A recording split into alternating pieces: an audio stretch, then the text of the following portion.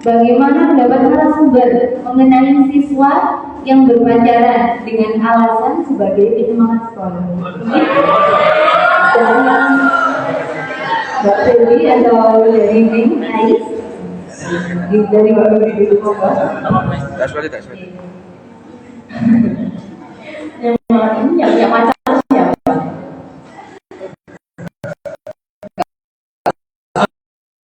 Aku semua ya. Jangan-jangan pacarnya nggak jadi ngomong lagi pasangan. Oh iya, mungkin pasangan semua ya. Karena dia lebih perempuannya, masa lalunya lebih dari satu ini? Kan boleh kan? Kayaknya pun boleh. Saya ini terlahir di generasi apa ya? Generasi G, iya masalahnya. SMP. Ini kesalahan yang tidak bercontoh. Saya pacaran ke SMP, sempat juga. Cuma, tapi saya mengakui bahwa bukan ada niatan apa-apa. Jadi, karena dulu jawabannya itu pacaran. Ini pacaran gitu ya. Tapi setelah pacaran, kemudian aku ketika dampaknya nggak terlalu berlebihan juga sih. Jadi sudah selesai, lulus selesai. Habis itu nggak mau sekolah SMA, terus sampai kuliah.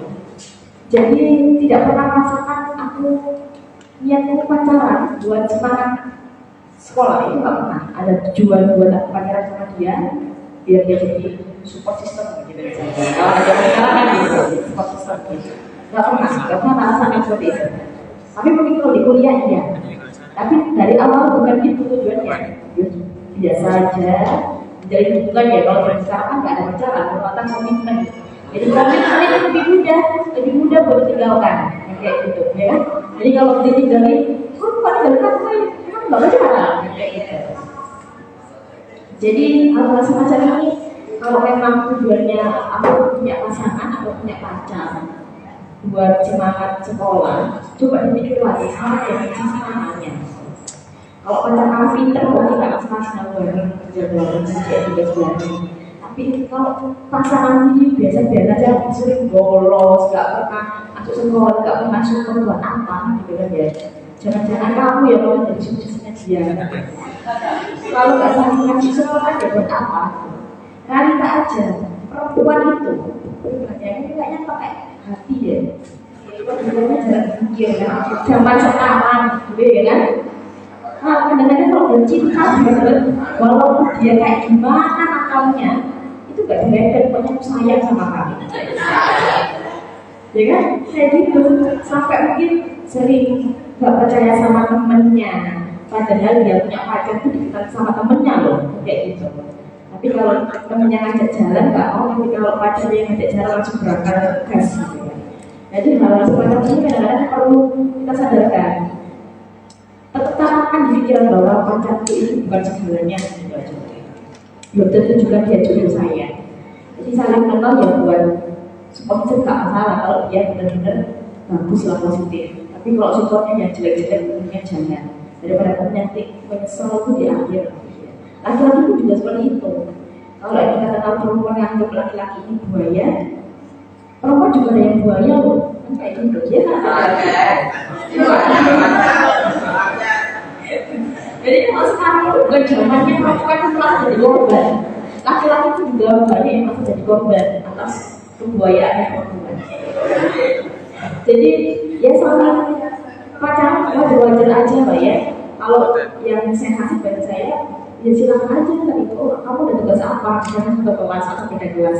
Kamu kemana? Kamu pelajaran ini ada tugas ini ya. Kamu bisa nggak ngerjainnya atau apa dan gitu. Nanti jangan sampai iseng-iseng. Aduh kalau ini dikerjakan nggak sampai ketemu nggak enak. Tiba-tiba nggak dikerjakan terusnya yang ketemu aja. Nah kalau sampai kadang-kadang lupa gitu. Lupa karena enak ketemu. Nah, iya ini menjadi batasan kita. Apalagi di itu karena kayaknya sering-sering forum kayak gini sudah mengingatkan kita lah ya, belajar lah ya. Bagaimana batas kita itu kan manusia tidak bisa dibatasi. Yang bisa membatasi kita kadang diri kita sendiri kayak gitu. Kalau kamu disuruh nyapu, itu kamu kok gak enak kan kalau disuruh. Kalau nyapu sendiri ya enak, dilakukan sendiri tanpa ada paksaan dan cuma gitu. Jadi silahkan memilih aku pacaran atau enggak itu kembali ke diri kalian masing. Karena walaupun kalian pacaran, itu yang tahu batasnya di kalian sendiri. Jika ada hal yang negatif terjadi pada kalian, itu yang akan merasakan itu bukan kalian aja, tapi ya keluarga kalian, lingkungan sekitar kalian, orang-orang yang sudah percaya dengan kalian. Dipikirkan lagi resikonya. Kalau tujuannya positif misalnya, positifnya benar-benar positif ya. Ya jangan apa ya, dia nggak apa-apa aja, cuma tahu batasannya juga. Itu sih kan buat kalian. Terima kasih. Ini dari Mbak Femi tadi ya. Jadi nggak hanya di lingkup sekolah, kita juga nih di lingkup IPB itu yang ada kaum bawah dan kaum adanya ini juga mungkin beberapa 1, 2, 3, 11, 10 ini pasti ada yang ikut ini mungkin gara-gara ada penyemangatnya, kan ya. Itu bagaimana kalau dari PKI monggo disadarkan ya gitu, disadarkan rekan-rekan kita ini yang salah. Kalau saya sih yang namanya cinta itu masih ada, ya. Semuanya punya cinta kan? Itu wajar, normal. Yang nggak normal itu kalau cinta sama jenis.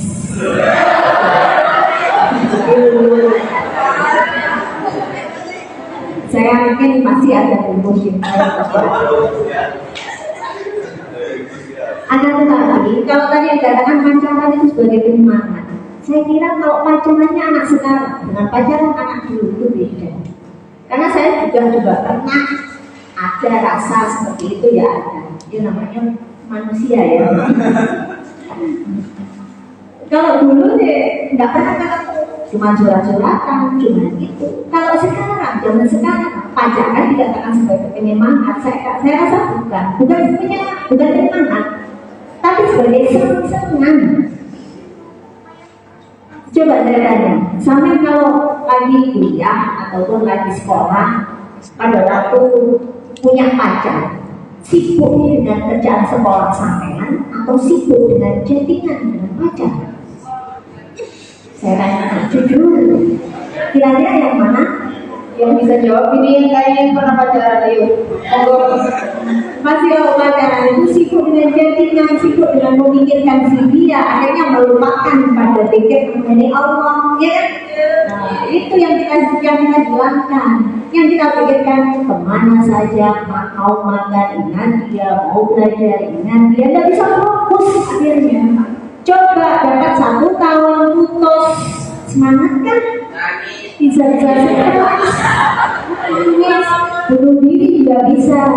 Saya katakan pacaran itu penuh dengan kemunafikan dan kebohongan. Kenapa kok saya katakan seperti itu? Coba setelah pacaran 3 tahun seumpamanya terus menikah, apakah sama perilaku dia pada waktu pacaran dengan pada waktu menikah? Tidak mungkin. Makanya pacaran itu saya katakan penuh kemunafikan, penuh kebohongan. Tidak perlu yang namanya pacaran. Loh, untuk menyelami hati seseorang. Hati seseorang itu berubah-ubah. Kalau menyelami lautan samudra masih kita selami, tapi dalamnya hati tidak mungkin kita bisa menyelami karena berubah-ubah. Walaupun sekarang suka, 2 tahun yang akan datang berubah, suka orang lain, ya kan? Makanya kalau sebelum menikah itu ada yang namanya cinta. Cinta itu mahabbah, beda dengan mawaddah. Kalau mahabbah itu cinta sesama manusia, siapa saja bisa cinta. Tapi dengan pernikahan akan muncul mawaddah. Mawaddah itu cinta sejati. Cinta hanya untuk kau seorang, walaupun senyumku untuk banyak orang. Makanya lebih baik kalau memang panjenengan semuanya sudah punya pandangan siapa, oh si dia ini, langsung aja tanya. Orang perempuan itu butuh kepastian, benar nggak? Benar nggak? Saya dulu sama abah saya, ini yang saya pegang dari sekarang, sama abah saya. Waktu mau dilamar, waktu saya mau apa itu minta dipisahkan untuk dari tunangan saya, ya. Waktu itu saya pun juga punya pandangan sendiri. Akan tetapi sama apa saya gimana? Coba tanya sama laki-laki itu. Dia siap menikah? Kalau nggak siap menikah, oh benar, nggak berani. Dari dia bukan laki-laki jantan, bukan yang terbaik untuk kamu. Tinggalkan. Gitu sama bahasa saya sampai seperti itunya. Makanya, ya wes, akhirnya kita mengikuti apa kata orang tua. Kok di tengah jalan seperti itu, ya Allah. Coba panjenengan kalau menikah, kalau pacaran, makan bakso berdua aja, dan tidak sampai makan dua cepet-cepetan gitu. Bohong, orang perempuan makan. Coba kalau sudah menikah semuanya dihabiskan. Bahkan ya maaf orang laki-laki biasanya suka kentut, tapi kalau di depannya perempuan saat pacaran jadi kentut loh, gak berani bahas. Empat rasanya. Ya, makanya suka. Karena apa? Nggak ditampakkan siapa diri dia sebenarnya. Yang ditampakkan itu hanya sebuah menafikan, sebuah kebohongan. Ya pasti itu pada saat kapan? Pada saat dia menikah. Kalau ada orang laki-laki kok suka sama kamu, siap nggak kamu menikah? Kalau siap, oke, kita lanjut. Kalau enggak, stop dari sini. Masih banyak laki-laki yang mau dengan saya. Gitu loh, ya. Siap. Yang perempuan siap. Apalagi wala taqrabu zina. Ya, janganlah mendekati dengan zina. Sesuatu yang bisa mendekati pada perbuatan zina itu sudah termasuk jangan mendekati. Apa yang bisa mendekati? Kira-kira apa yang bisa mendekati? Chattingan, ya, ketemuan, malam mingguan, berdua apel, gitu ya. Sekarang ada apel-apel dengan gitu ya. Ya, itu menurut saya. Kalau menurut saya pacaran untuk penyemangat itu bukan penyemangat, tapi untuk kesenangan semata. Kesenangan kenikmatan sesaat, tapi tidak memikirkan untuk masa depan kita yang akan datang. Terima kasih dengan gimana rekan-rekan kita sudah tertampar, terjungkel, gitu. Kita lanjut ke pertanyaan selanjutnya. Dari Gojebok, maaf Ustazah, saya mau tanya, tapi sebelumnya ini bisa tidak ya pilihannya ditambahin? Saya pilih bekerja dulu. Kemudian bagaimana hukumnya perempuan yang bekerja Ustazah? Enggak? Dari Mbak Budi nomor ini.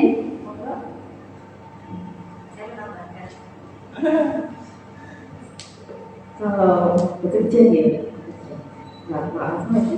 Saya itu pas lulus SMK, saya itu nggak langsung kuliah. Jadi jeda 1 tahun saya bekerja. Kalau anak baru lulus SMA atau SMK atau SMA, kayaknya banyak yang berpikiran aku ingin ngerti rasanya punya kerja oleh duit gitu ya. Dia bisa kayak orang tua ataupun aku belajar duit kayak gitu. Kayaknya pikiran kita sama. Sefrekuensi kita. Dulu gitu saya. Akhirnya saya kerja dulu. Di situ kerja, kemudian karena waktu saya juga sama aja, sehingga tuntutan saya juga sama kuliah. Akhirnya saya ambil dulu. Kalau memang tidak kuliah, ini nggak masalah sih. Banyak juga teman-teman saya, juga teman-teman saya SMA itu lebih memilih untuk bekerja. Dan sampai saat ini ya kehidupan ini ya alhamdulillah, jadi nggak bisa menebak atau menentukan kehidupan orang yang berpendidikan tinggi itu lebih baik daripada orang yang bekerja atau tidak benar-benar, tidak bisa diukur dari situ. Semuanya menjadi dari ikhtiarnya. Makanya kalau kita memilih perguruan tinggi atau pendidikan tinggi itu kan hanya dari ikhtiarnya, tidak ada hasil yang mengkhianati proses itu betul. Jadi orang bekerja pasti dia mengikhtiarkan itu, entah itu ikhtiar dalam pekerjaannya ataupun apa itu tujuannya apa, nggak masalah. Jadi pilihan-pilihan ini kembali lagi ke personalnya masing-masing. Kalau kalian punya nyaman untuk nikah, disiapkan nikah. Yang penting matang secara psikologis, secara apapun itulah. Kemudian belum ada resiko lainnya lagi ketika berumah tangga. Kayaknya kalau yang saya pengalaman karena sudah nikah ya. Kalau saya kan belum, jadi kayaknya dari isu-isu yang sempat saya kaji dan sebagainya, bukan serem sih ya, ini bukan serem juga, tapi ada beberapa yang harus kita punya pegangan nih ketika menikah. Ada kompromi dengan suami istri dan sebagainya, kemudian perang ketika suami istri dan sebagainya, itu penting. Karena yang selama ini dianggap di masyarakat luas itu, kalau kita berbicara tentang gender, kebanyakan kan perempuannya ada beberapa problem dalam rumah tangga misalnya, beban ganda ataupun bukan ganda lagi, triple lagi. Jadi perempuan ini ya mungkin ada yang bekerja, ada yang melayani suami, kemudian masuk anak, musuh dan sebagainya. Hal-hal semacam ini dianggap sepele dengan masyarakat. Tapi ini keistimewaan seorang perempuan. Dia bukan hanya di dapur, dia bukan hanya di rumah saja, di domestik saja. Tapi ketika dia menjadi perempuan karir atau bekerja menjadi guru dan sebagainya, ini luar biasa sekali. Contohnya ketika COVID-19, ya COVID-19 itu banyak orang-orang yang di PHK, kehilangan pekerjaannya, baik laki-laki dan perempuan. Akhirnya yang putar otak bagaimana cara mendapatkan pendapatan di masa WFH ini, yang semua orang tidak berani untuk keluar rumah, berjaga-jaga dan sebagainya. Akhirnya banyaklah muncul penjual online, ya kan? Banyak perempuan yang menjual kosmetik, yang menjual face, yang menjual makanan dan sebagainya. Banyak perempuan.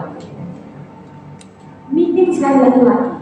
Karena mau sama karena mereka menganggap ketika laki-laki di PHK, ya sudah selesai dulu, cari kerja lain, kalau nggak ada ya sudah.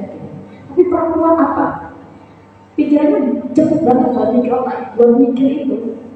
Jadi aku habis di PHK nggak kerja, terus jualan online aja deh. Aku bikin masak, karena COD di mana. Kalau perempuan punya ada, kalau laki-laki punya ada masih malunya. Terus aku anak ada betul buku, terus aku anak betul kosmetik misalnya. Nah, ini keistimewaan perempuan. Dari sisi ini, kita ini sebagai manusia juga tadi ada pilihan. Kalau kalian merasa mampu dengan